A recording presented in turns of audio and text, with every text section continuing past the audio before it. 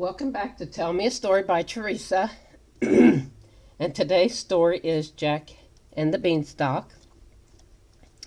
And I also want to let you know after December 31st, I will no longer be putting up any new stories. You'll be able to watch the old stories if you want to, but I won't be putting up any more new ones. And so that's what I'm doing after December 31st. So Margaret's going to be reading a story, so let's get started.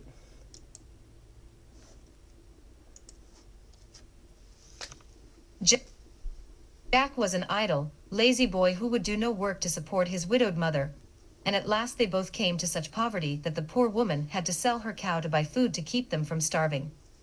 She sent Jack to market with the cow, telling him to be sure and sell it for a good price. As Jack was going along the road to market, he met a butcher. The butcher offered to buy the cow in exchange for a hatful of colored beans. Jack thought the beans looked very pretty, and he was glad to be saved the long hot walk to market, so he struck the bargain on the spot, and 156 went back to his mother with the beans, while the butcher went off with the cow. But the poor widow was very disappointed.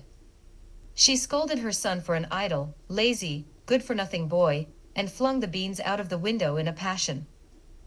Now the beans were magic beans, and the next morning, when Jack awoke, he found some of them had taken root in the night, and had grown so tall that they reached right up into the sky. Jack was full of wonder and curiosity, and being fond of adventure and excitement, he set out at once to climb the beanstalk, to see what was up at the top of it. And he climbed, and he climbed, and he climbed, and he climbed, and he climbed, and he climbed, and he climbed, until at last he climbed right up to the very tip-top of the beanstalk. Then he found himself standing in a strange country. In the distance he could see a big castle, and as he was hot and tired with his long climb, he thought he would go and ask for something to eat and drink.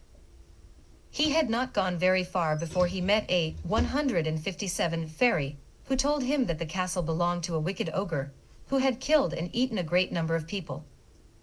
"It was he who killed your father," she said, "and it is your duty to do your utmost to destroy the wicked monster. Go now and see what you can do.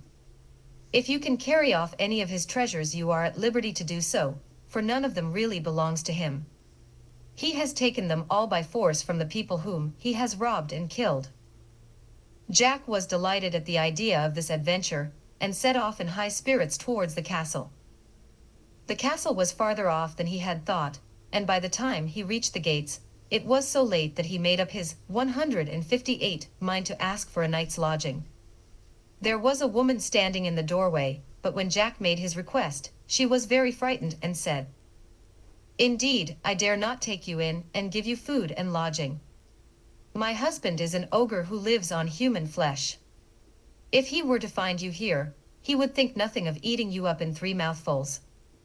I advise you to go away at once, before he comes home." But when she saw how tired and hungry Jack really was, she took him into the house, and gave him plenty to eat and drink. While Jack was eating his food in the kitchen, there came a loud knocking at the door. The ogre's wife, in a great flurry, hid Jack in the oven, and then hurried to let her husband in. Jack peeped through 159, the oven door, and saw a terrible-looking ogre, who came stamping into the kitchen, and said in a voice like thunder, "Wife, I smell fresh meat." "It is only the people you are fattening in the dungeon," said the wife. So the ogre sat down and ate his supper. After supper, he commanded his wife to bring him his money bags. He then began to count his money, thousands and thousands of pieces of gold and silver. Jack wished he could take some of this money home to his mother, and presently, when the ogre fell asleep, he crept out of his hiding place, and hoisting the bags upon his shoulder, slipped quietly away with them. The ogre was snoring so loudly that it sounded like the wind in the chimney on a stormy night. So he never heard the little 160 noise Jack made, and Jack got safely away, and escaped down the beanstalk. His mother was overjoyed to see him, for she had been very anxious about him when he did not come home the night before, and she was delighted with the bags of money, which were enough to keep them in comfort and luxury for some time. For many months Jack and his mother lived happily together, but after a while the money came to an end, and Jack made up his mind to climb the beanstalk again, and carry off some more of the ogre's treasures. So one morning he got up early, put on a different suit of clothes, so that the ogre's wife should not recognize him, and set out to climb the beanstalk. Jack and the beanstalk, down came the beanstalk, down came the ogre. 161, and he climbed, and he climbed, and he climbed, and he climbed, and he climbed, and he climbed, and he climbed, until at last he climbed to the very top and found himself in the ogre's country again. When he reached the castle, the ogre's wife was again standing in the doorway. But when Jack asked for a night's lodging, she said she dared not give him one, for only a few months before she had taken in a poor boy who seemed half dead with fatigue and hunger, and in return for her kindness, he had stolen some of her husband's money and run away in the night. But Jack begged so hard that at last she relented. She gave him a good supper and hid him in a closet before her husband came home. Presently there was a great noise outside and heavy footsteps that shook the castle to its foundations. It was the ogre come home. As soon as he entered the kitchen, he sniffed suspiciously and said, "I smell fresh meat." "It is only the crows on the housetops," said his wife.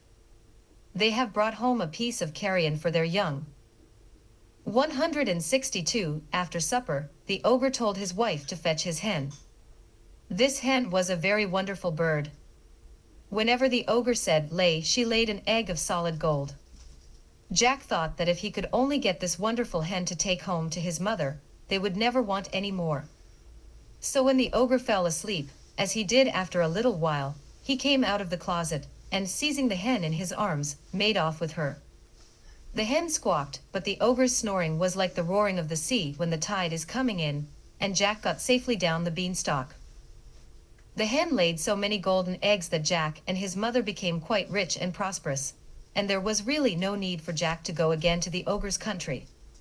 But he liked the danger and excitement, and he remembered that the fairy had told him to take as many of the ogre's treasures as he could, and at last, without saying a word to anybody, he started off once more to climb the magic beanstalk.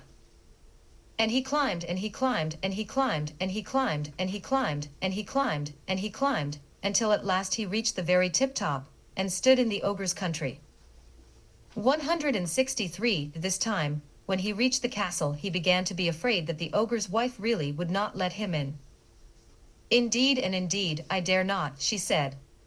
"Twice lately have I given shelter to a wayfaring youth, and each time he stole some of my husband's treasures, and made off with them. Now my husband has forbidden me, on pain of instant death, to give food or lodging to any traveler." But Jack pleaded and pleaded, and at last the good-natured woman, moved to pity by his travel-stained appearance, gave way and let him into the castle.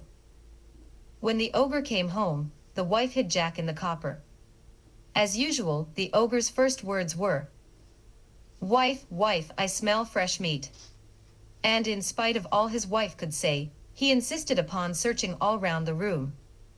Jack was in a terrible fright whilst he was hunting, but fortunately, he forgot to look in the copper, and after a time he sat down to his supper. When supper was over, the ogre told his wife to fetch his harp. Jack peeped out of the copper 164, and saw the harp brought in, and set down before the ogre. It was marvelously made, and when the ogre said play, it played the finest music without being touched. Jack was enchanted, for he had never before heard such wonderful music, and he felt that he must have the harp for his own. The ogre was soon lulled to sleep by the sweet sound of the harp, and when he was snoring heavily, Jack crept out of the copper, and taking up the harp was about to make off with it. But the harp was a fairy harp, and it called out loudly, "Master, master, master," and although 165, the ogre was snoring so noisily that it was like the sound of 100 dragons roaring at once, yet to Jack's dismay and horror he heard the voice of his harp, and starting to his feet with a bellow of anger, rushed after the daring thief. Jack ran faster than he had ever run in his life before, still carrying the precious harp, while the ogre ran after him, shouting and roaring and making such a noise that it sounded like 1,000 thunderstorms all going at once.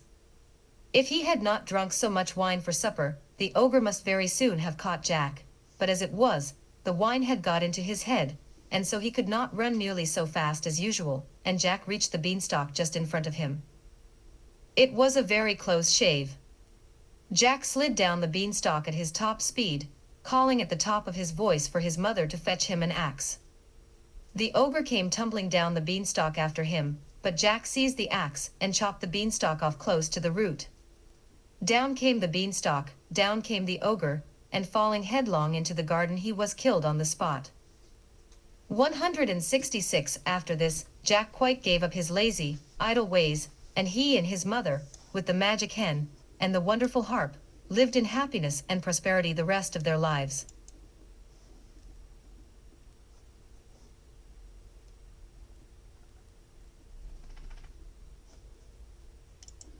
So I hope you enjoyed this story, and if you did, come back tomorrow and we will have another one.